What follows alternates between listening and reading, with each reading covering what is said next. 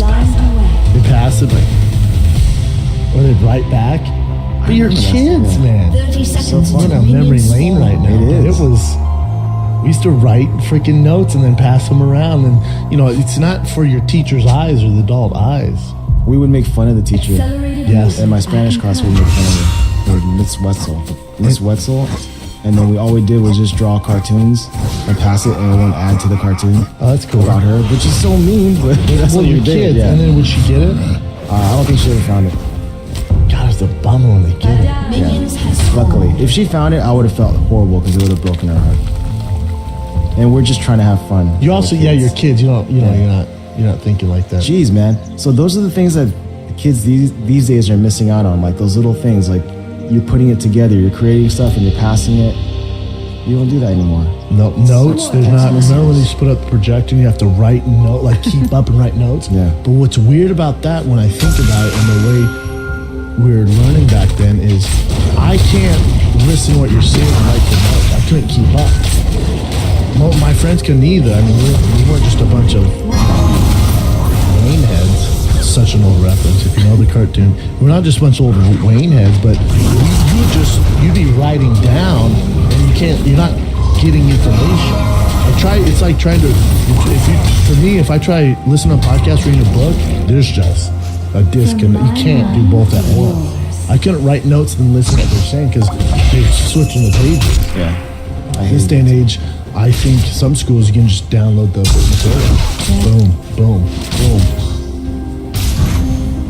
Stressful, man. I do know that stuff. Yeah, I'm the same way too. I'd always be late on the notes, and then I have to ask my friends to copy their notes because I'm not good at notes and taking in information. But how much better would it be to just print out the notes, hand them to you, and all they're going to highlight it, listen to what the teacher's dropping knowledge on you, and go over it instead of doing the activity of writing instead of learning. Yep. Well, schools aren't trying to print out papers anymore. They're trying to do it like all digital, paper. right? Yeah, so now a lot of them have like tablets. Yeah. And then through Google Chrome, there's a thing called Classroom that a lot of schools are using now, where everyone can take notes on an open forum. So all the students are taking notes on like one. And you share the And notes? they're sharing all the notes. Yeah, my friend's my niece God, I was was showing her slapped. tablet, and I was like, whoa. Oh my God, I was Crazy. like, okay, Gene, go ahead and do it. I'm gonna add this and like dickhead. I do that guy. Thanks for the notes. But no, you learn that way. And remember when they remember the TI-83, the Texas Instrument? Yes. They were really cool calculators. It was like basically like your iPhone X back then. Yeah. Like you had games on it. I remember I could take a regular standard calculator and write boobies on it and flip it upside down. Yeah. That's the best. And to do that, it's 8008135. That spells boobies, kids. Oh yeah. This day and age is like, what? I just tapped boobies for my friend. Oh, I'm just gonna pick and tits. Get out of it, man. They're just missing it, man. Kids aren't as creative. You had pagers, right? Oh, I had a pager. Those were the best because you could write like if you like someone and you write morning, you could actually write morning like 177 something whatever. Or if it was important, you put 911. Yeah. Or call me back 424. Yeah. I miss you. Payphones. So I didn't have a pager in my generation. No one used it. Those were cool. You could make them clear. Kind of like it. I had a red one, and then I remember I went to gym and I left it somewhere, and then the bully of the school was this big girl, and then she showed up the next day with my red pager. I didn't say shit like Devo. I was like, you know what? You just keep it. We'll just on the weekends I'll get it. We'll just split time. She's like, shut the fuck up. I'm like, all right, no doubt. But big girl bully. She's like, dude, isn't that a pager? I'm like, no, I lost mine. Like, I'm pretty sure yours was the only red one in the school. I'm like, no, it's hers now. So there's that. Where is that? That's some fun talks. Fuck you and your papers. Fuck you, Generation Z. How about that? How about them apples? You know what? I hope you guys get change in apples this freaking tonight. That's what I hope all the Generation Z have to do with that. Hopefully no one puts razor blades in your candy. Happy Halloween. Happy Halloween. Fight business. You had UFC Sao Paulo over the weekend.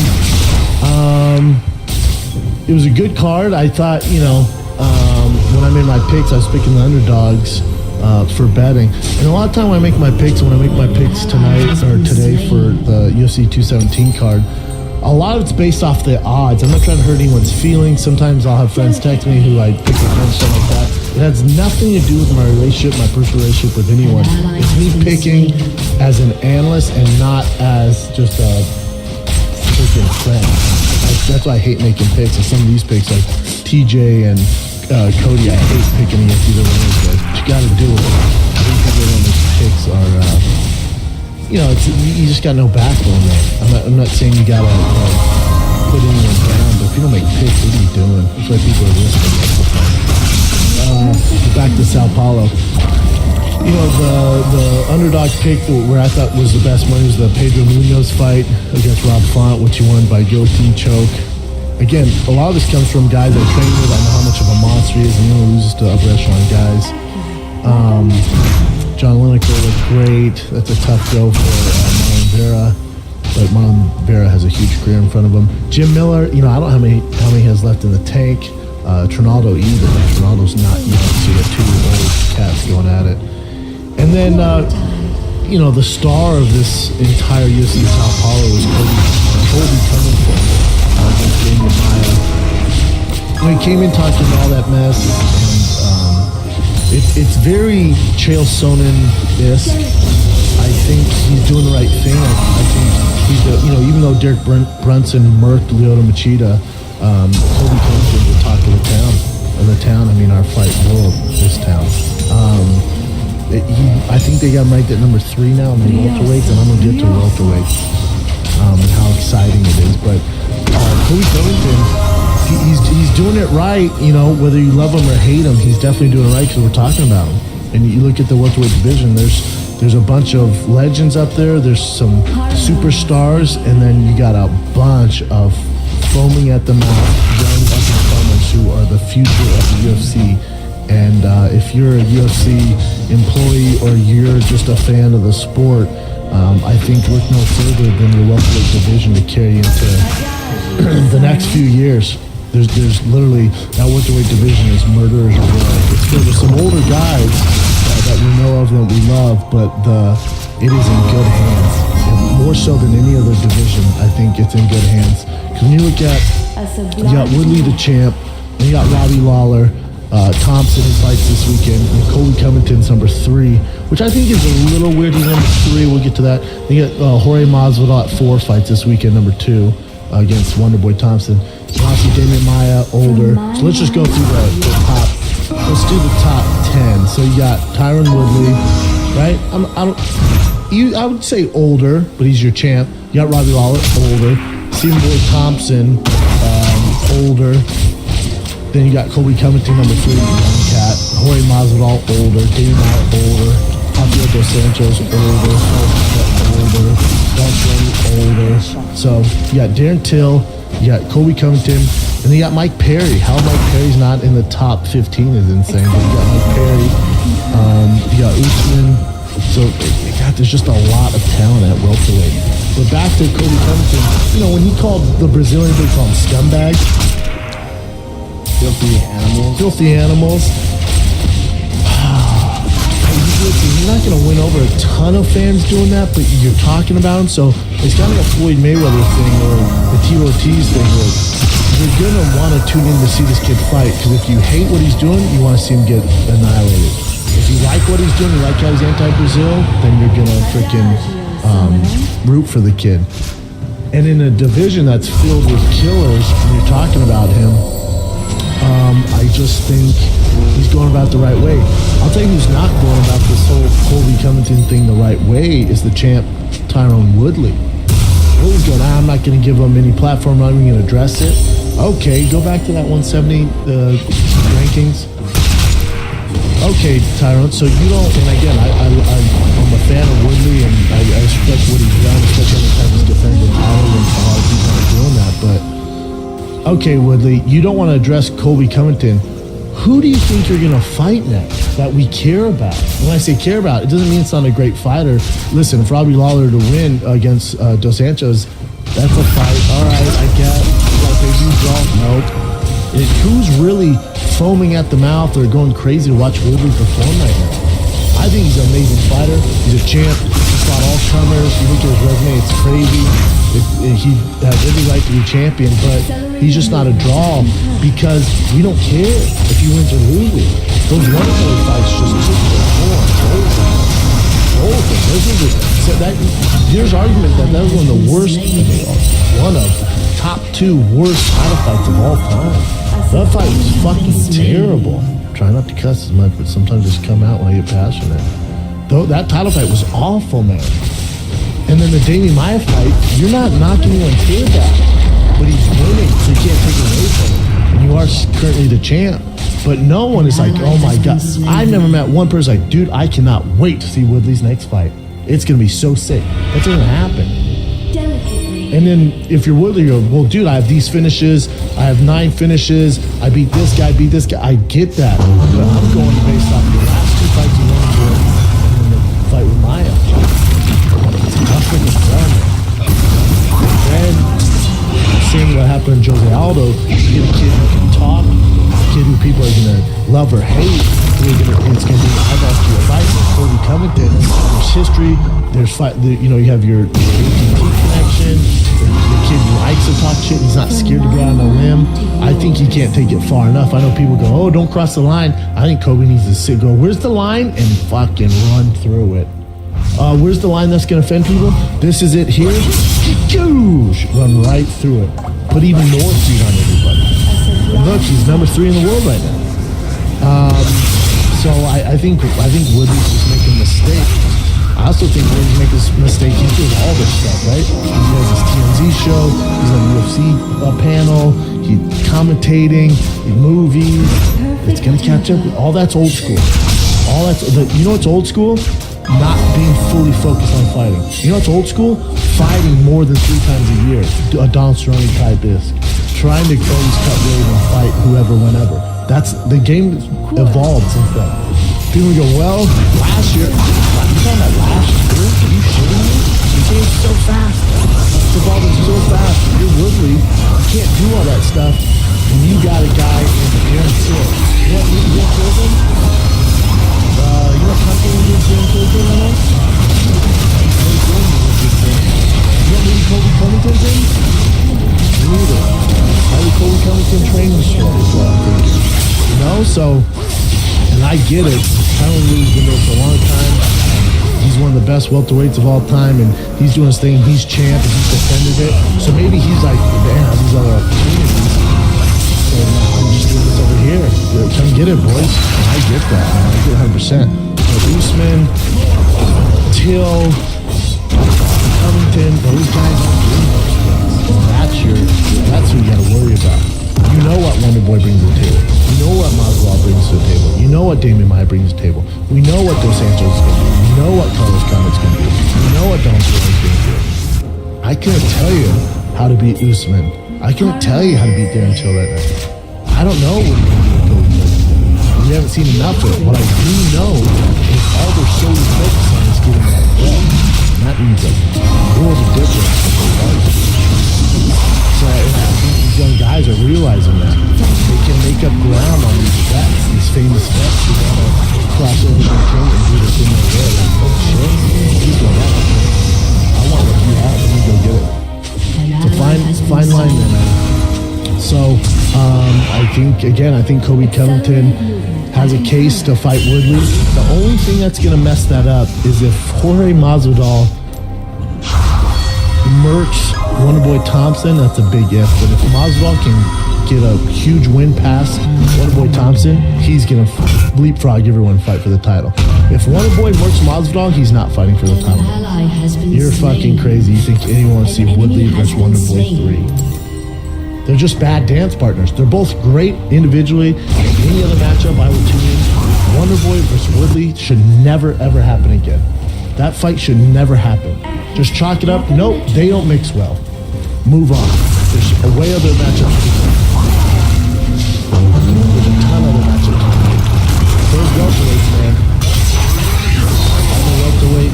2017, that was just murderers raw. Everyone's scaring that division.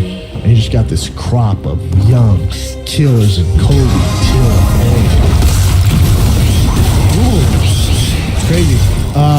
I thought my biggest takeaway too from UFC Sao Paulo is the best performance of the night, Daniel Cormier. I thought he was amazing on the night. Tip of the hat to DC. I thought DC is really coming to his own. You know, he is at the tail end of his career, and I just think, you know, he's showing personality, which 99.9% of these analysts can't do. I think you can tell DC wants to be there. All these other guys who are current fighters who are being analysts, you can tell they're not passionate. They don't want to be there. It's a job. I guess I'll do it. I have to do it. DC, there's a lot of passion. It's fun to watch. So I think he is the MVP tonight. You know, Derek Brunson went out there. It's sad to see him, especially, you know, former training partner of mine, friend of mine, go out there, you know, 2-year layoff, and then, you know, you just can't take the same hits he's taking anymore. Derek Brunson got quietly just working his way up to a title shot to kind of look at the guys he's lost to. With that bullshit decision against Anderson Silva. But other than that, man, look, he's quietly like, God damn, this guy's one big win away from doing something. You know, before he had that how about hike moment against Robert Whittaker, who just ran straight at him with his chin up and got murked. Other than that, before that, Lorenz Larkin, Ed Herman, Sam Alvey, Florian Canario, Uriah Hall, those are all knockouts, except for the Lorenz Larkin one.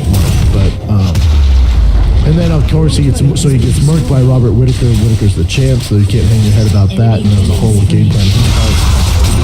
Anderson Silva, let's be honest, he probably beat him. And then he murked Dan Kelly and just murked Will Chico. So his resume, they're like, damn, this dude's kind of doing the damn thing. At middleweight's getting tricky. So even though Brunson showed up to this thing in Brazil, my MVP of the night would be Dan Cormier, and then the biggest takeaway was Kobe Covington. And I think the guy who's missing the boat on all this is Woodley. He has a TMZ show where he talks about, you know, pop culture and gossip. You got one, man. Engage with the guy. Get it going. You gonna fight Dos Santos next? You gonna fight Robbie Lawler next? Maybe a Wonder Boy 3. Can you tell the excitement in my voice? Get with it, man. Who the fuck is his manager? Help him out here. Help the guy out. He needs it. Definitely needs it. Then boxing news. I'm Anthony Joshua this weekend. One 10th round stoppage. He was kind of coasting. You know, it was a late replacement. He looked good. Definitely early stoppage. They're just like, you know what? We can't even risk Anthony Joshua, you know, losing this fight. He's the face of boxing now. 75,000 sold out. Fight before that, 90,000 sold out. His promoter Hearns said in 2018 he's going to fight Fury, Wilder, and Joshua. Which is amazing. So I can't wait for those. Boxing in a good place. And then this Saturday on Showtime, my boy Deontay Wilder is fighting Stavern, who was beat before. Remember, he was supposed to fight Luis Ortiz, but Luis Ortiz got busted by WADA, whatever the hell you want to call him, for illegal supplements again. God damn it. But that was the big fight for Wilder to get to Anthony Joshua. Beating Stavern, I don't think is going to do it, but you never know. He's probably one away, or if Joshua wants to make the fight So that's Saturday, and that is at the Barclays Center. And that fight ends before the UFC pay-per-view begins. So you can watch both. Don't tweet me, don't DM me, Instagram. Dude, why would Showtime compete with UFC? They're not. You can watch both. Don't be that guy. No reason to pick. It's like watching baseball and football. It's completely different. Different times too. Do both. Wilder's fun to watch, man. He's also doing United States heavyweight. Some support. It's going to be a good fight. Good chance Wilder knocks him out. That is on Showtime for free, not pay-per-view, this Saturday night. I'm excited for that one. Should we get into some current events? Sure. Since we're talking about how Colby has to find out how to go over it. So he's going to be reviewed by the Code of Conduct Committee when the UFC begins. And they're taking it seriously. They're not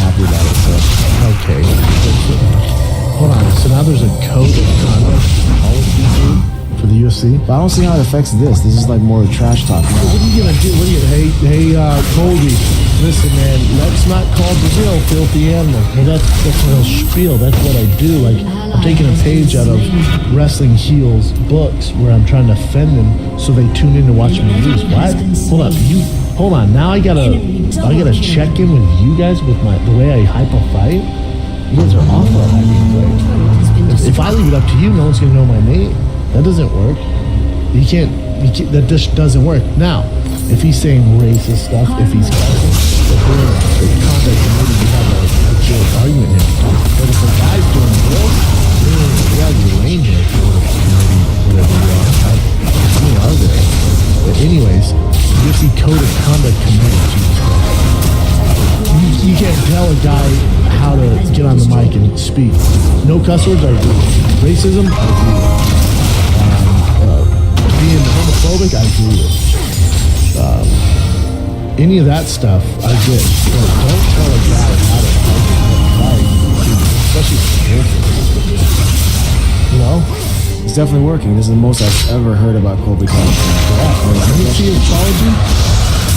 It's a formal apology. I went to work last week. I screamed at, scared at, and assaulted with water bottles and other objects like Indian marbles, incinerated by 10,000 voices yelling, "You're going to die." I'm going to have to place security at my hotel room to protect me. I'd like to formally apologize to any filthy animal I offended by comparing them to my host in Sao Paulo. Sincerely, Colby. It's great. It's a good way to respond. That's what you want. Keep it, like I said, Colby, if you're listening, brother. So there's